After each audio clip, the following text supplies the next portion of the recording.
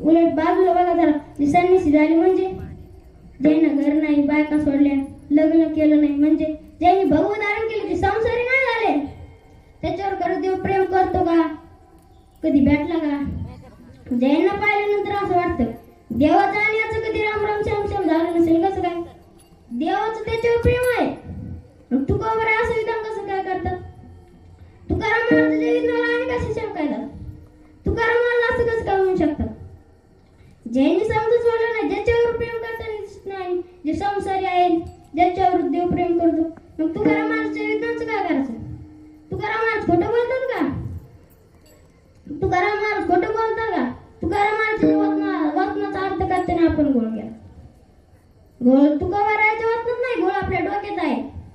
कारण संसाराचा अर्थ आपण काय केला?